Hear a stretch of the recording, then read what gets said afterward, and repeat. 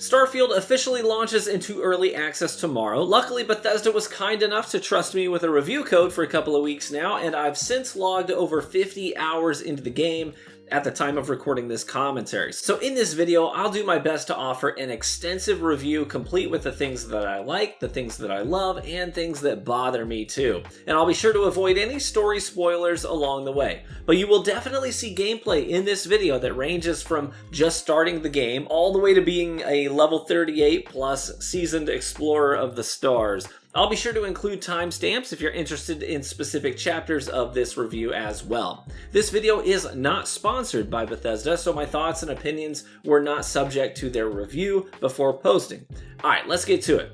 There's a heck of a lot to cover. Okay, for those of you who just want a quick flyby of my general feeling towards the game, I'll give that to you in a brief paragraph here, and then we'll start breaking things down in more detail. But this game is friggin' dope. It's huge, it's expansive, it offers a wide variety of role-playing options, and gives you incredible amounts of freedom to express your agency and level up however you see fit.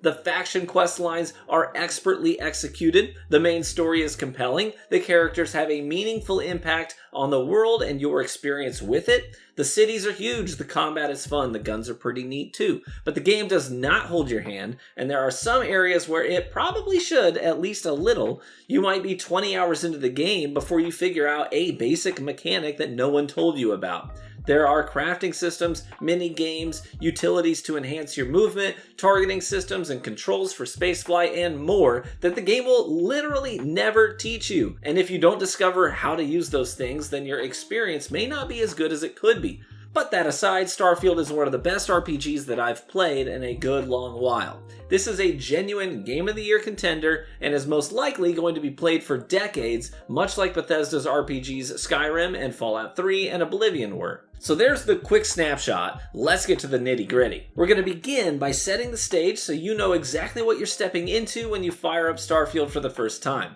You'll be starting as a miner who happens upon a mysterious artifact, and your encounter with this artifact is what will set you off on the main storyline and free you from your day job to become an interstellar explorer.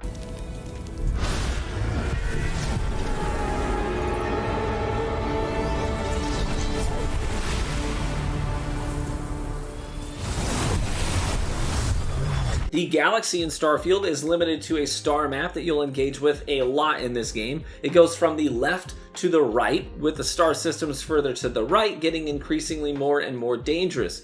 They're marked with a level next to them, so you'll know what to expect in terms of difficulty. Explore too far outside your current level, and you're likely to get ambushed by a fleet of space mercs, zealots, or pirates, and you have no hope of defending yourself in your puny little ship. But conversely, if you're able to venture into higher level areas and take down ships and enemies on the planets and moon surfaces, you're likely to find gear and weapons that are far superior to your current ones. That's how the game really handles progression in terms of gear. Go to increasingly more dangerous places and acquire increasingly more valuable and powerful gear. On the left side of the star map, you'll have lower level systems to explore, ranging from levels 1 to 20. There's a lot there, including the Sol system, where we currently reside, with Mars and Earth, etc. Then there's the main hub of Starfield, the city of New Atlantis in Jemison, in the Alpha Centauri system nearby. That's where you'll really be kicking things off. You'll get a room there in the city as part of the main quest where you can store items, sleep in a bed, etc.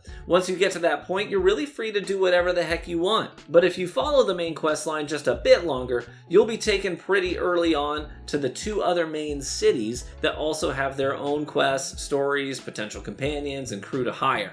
These include Aquila City in the Cheyenne system, and the city of Neon, also in the Freestar Collective space. So now that the stage is set, let's look at the individual players, the actors in the scene, if you will, starting with the cities themselves. New Atlantis, Aquila City, Neon, all of them completely dwarf cities and settlements in previous Bethesda titles like Fallout 4 and Skyrim. There are actual crowds of people moving about the cities, making them feel full and alive. The cities each have their own unique art styles too, which serve as environmental storytelling about how Aquila City is home to the freedom fighters out on the frontier who fought for their independence with grit and ingenuity. Neon was a fishing platform, but they found a fish in the seas that had hallucinogenic properties, so developing certain pharmaceuticals for recreational use launched Neon into rapid evolution into the Vice City of the Stars. New Atlantis was set up as the heart of humanity after the Earth Exodus, which you'll learn about in the story, and it was made to be a gem of a city, well polished, refined, and under strict but virtuous rule of law. Exploring these cities leads to wild side quests, options to join key factions with hours and hours of content and rewards, homes, apartments to buy and live in, potential companions to meet, even romance, and various stores to buy and sell gear and vanity items.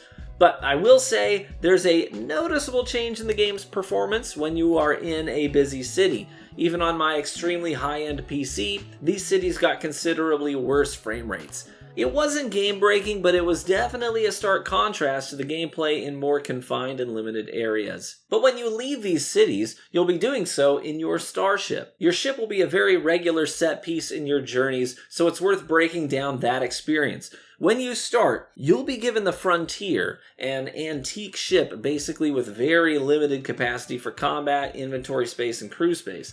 I ditched the Frontier pretty early on, but it's not a requirement, you can always upgrade it. But ships are expensive, so you may find yourself sticking with the Frontier for many hours. But there are other means of acquiring starships besides just flat out buying a new one. I've received about half a dozen ships through side quests. Some of them are very cool and way better than the Frontier in almost every way. One such ship is the Razorleaf, but I don't want to spoil the side quest on how you obtain it.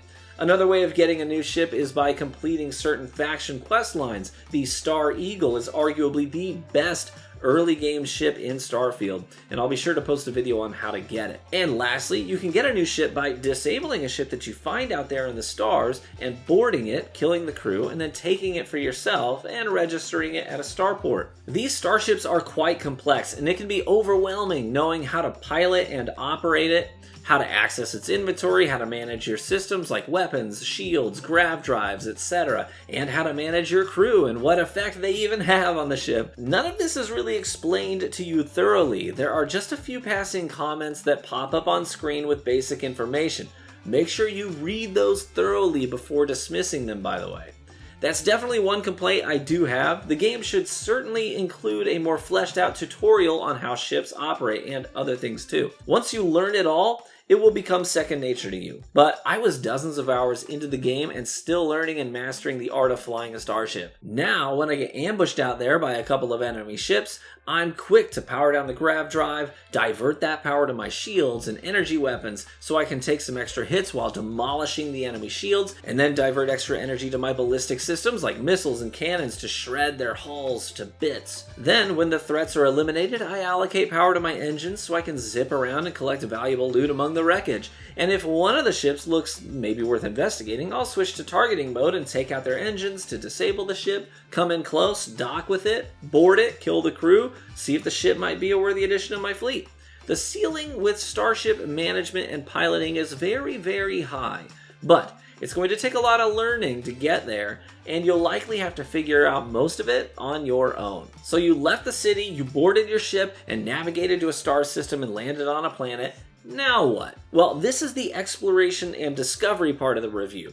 And there are some great things going on here. There are some definite disappointments in this area as well. Each planet or moon will have its own atmosphere, various resources that can be found, maybe plants and animals to discover, and places of interest scattered around for you to clear and loot. You may find civilian settlements that require your assistance too, or you may just want to survey each planet entirely, scanning everything of interest and completing your survey for big experience gains. But the planets, to me, were a little bit of a letdown. They really just serve as the backdrop that places of interest are placed on. Traversal across these planets felt more or less meaningless to me. I'd scan resources and plants and animals, but the landscapes didn't have enough variety to make me feel like they told an environmental story. Skyrim had streams and waterfalls that made sense. They came from high places. They flowed down through rocky ravines and lush forests. Fallout 4 had inspired terrain that was meant to reflect the northeastern United States. It felt natural, and there were beautifully handcrafted locations to find.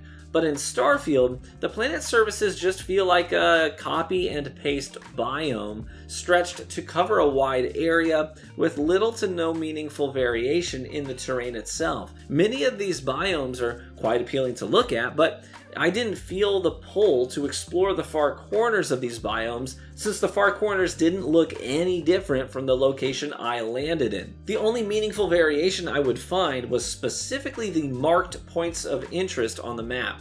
And you can't fly to them, you just have to walk from your landing point. But you can then fast travel to any point of interest that you've discovered. So those points of interest, what are they? Why do they matter? Well, the points of interest on the map could range from abandoned labs and mining facilities to civilian outposts to caves that have valuable resources to mine in them or ecological anomalies for you to scan that would complete your survey. You may find research towers to climb and squatters that are hostile for you to clear out and lots of gear and loot for you to find along the way. These points of interest are certainly well made, but I will note that there is a limited number of them. They are pre-made tiles that are dropped randomly on these planetary surfaces that are procedurally generated. And at first, they're pretty cool, but unfortunately, the further into the game you go, the more you'll realize there are only so many facilities that Bethesda was able to make, so they reuse them across the star systems. So I've now cleared the exact same research tower 4 different times on 4 different planets. And part of me totally understands that with over 1,000 planets to explore, there was no way they could hand make that many unique locations. But there's also a part of me that feels my immersion into something so expansive get shattered the second I go over the hill to find this new planet has the same building I've already cleared, and I know the layout and where the locked chests and safes are going to be before I even enter the building. So that was a bit of a disappointing part of the game, but I want to move on to factions. We just talked about reused assets, monotony of landscapes, and immersion being broken, but on the flip side of that experience is the faction experience in Starfield, which is an absolute home run. These faction quest lines were clearly a labor of love for Bethesda. These include the Freestar Rangers, the UC Vanguard, the Crimson Fleet, certain corporations, and more. You'll have to make hard choices, you'll be forced into meaningful conflicts and be expected to help resolve them. You'll be given lots of choices about how to progress, and those choices will absolutely matter, and you'll meet new companions that you could end up traveling with for the rest of your days, maybe even sharing a bed with. Or you may end up gunning them down and stealing their spacesuit. It's really up to you. The factions, unlike Skyrim for example, have long quest lines too. The College of Winterhold quest line in Skyrim for example felt rushed. It could be completed in a single sitting, and just 5 in-game days after joining the college, they're ready to appoint you as their leader and follow your every command. It is not like that in Starfield. You have to earn your stripes with these factions. In fact, in one faction questline, I was given the dialogue option to ask for a promotion after I had completed several quests and played for hours, and the NPCs in charge literally laughed at me. When you embark on a faction questline, buckle up because you are in it for the long haul. These faction questlines are one of the most standout experiences Starfield has to offer, so make sure you take advantage of them. Now, I've mentioned in passing a few times so far that interacting with other characters is a big part of Starfield. Whether they're antagonists, friends, companions, lovers, crewmates, or other members of the faction that you're with, you'll be having lots of conversations in Starfield. So let's take some time to talk about NPCs. First and foremost, I gotta give it to Bethesda. They have really come a long way in NPC behavior. I remember playing Skyrim and hearing the voice actor for the Jarl of Whiterun get angry and animated, shouting about how he wasn't going to sit idly by while a dragon slaughters his people, but meanwhile, the character model itself was slouching in a chair, looking like he was bored and tired. That disconnect was so strange to me, like the character model and the dialogue just weren't in sync. They weren't on the same page. But in Starfield, the NPCs move and act in ways that accurately reflect what they're feeling and saying. Not only that, the immersion is really felt when my companions and friends start to talk to me about choices that I've made in side quests, faction quest lines, and those choices absolutely affect the way that they see me and how they feel about me. They can be downright offended by things that I say to other people in the game, or they may be aroused by it. So that feeling that everything I say and every choice I make will have long-lasting effects throughout the galaxy really adds to the weight of Starfield and helps me feel like my character matters, my choices matter, and this really is an organic world that reacts to me in real time. I have never been surrounded by such a remarkable group of people, present company included. The depth of these characters is also reflected in the romance mechanics too. In other Bethesda RPGs, romancing a character is the end point of a relationship's growth. It's the pinnacle, and once you do that, you're done developing that relationship. In Starfield, they recognize that even romances continue to develop and experience more challenges as well. And none of that experience is fast or rushed. I traveled with a companion for over 30 in-game hours before romancing them was even possible.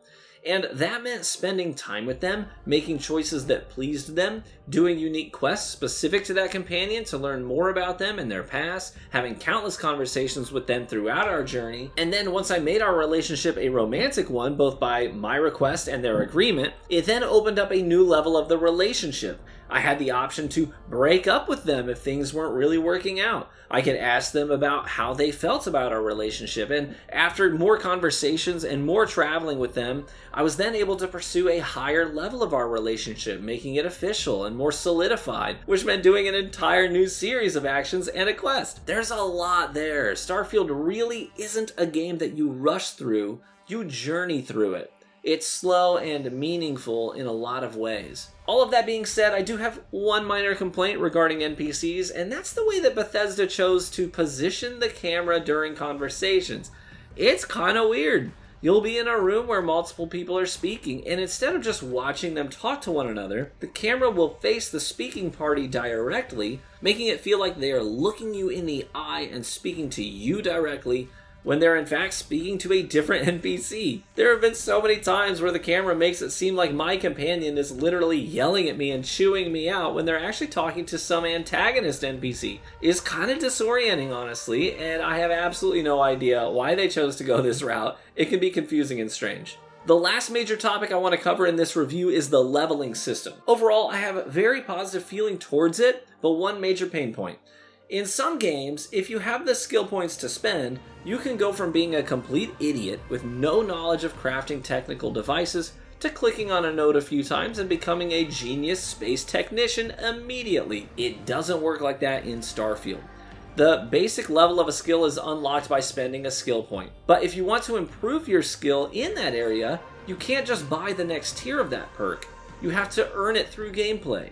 For example, if you want to unlock the second tier of the shotgun skill, then you'll need to kill a bunch of enemies with a shotgun.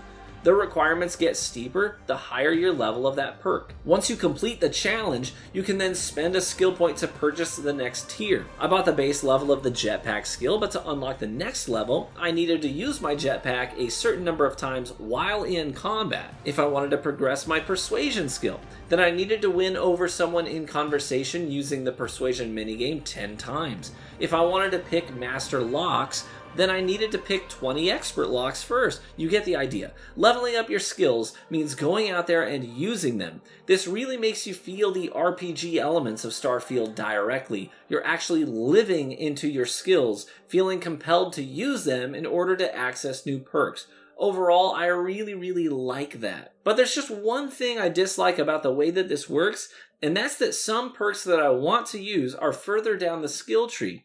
If I want to get better at building spaceships, then there's a lot of stuff I have to earn first to even get access to it. If I want to be good at building outposts, then there's a lot of stuff I have to earn before that. And sometimes those things that I have to do might not feel like they really mesh well with my character. Outpost management might mean completing a lot of planetary surveying challenges, and I just want to build a home. And getting to those lower levels of these skill trees takes a long time. I was 30 hours into the game before I was really starting to invest in some of those third row perks. So, like I've said, Starfield is not a fast-paced game. It's slower, it's a journey, and in a lot of ways that's awesome. But sometimes it can also feel like some of the things you want to do are behind tedious roadblocks. Generally, it's a good thing, but this is one area where I was starting to feel a little fatigued by it. So, you've stuck with me through this video so far, and that's super cool. Thank you so much. If you made it this deep, hey, just let me know in the comments section, and I'll be sure to drop a heart on your comment as a way of saying thank you. Let's bring this review home, shall we? All in all, Starfield is a home run. It may not be a grand slam, as I have some individual pain points like the game's performance in major cities, lack of tutorials that feel really needed, the monotony of planetary biomes, and weird camera angles and NPC dialogue. But those things aside, Starfield is massive while offering meaningful depth in key areas like faction quests, environmental storytelling, deep lore, key relationships and friendships, compelling space battles, and more. There are so many things to do, so many ways to live out your role-playing decisions. The game will absolutely be able to offer you over 100 hours of exceptional gameplay.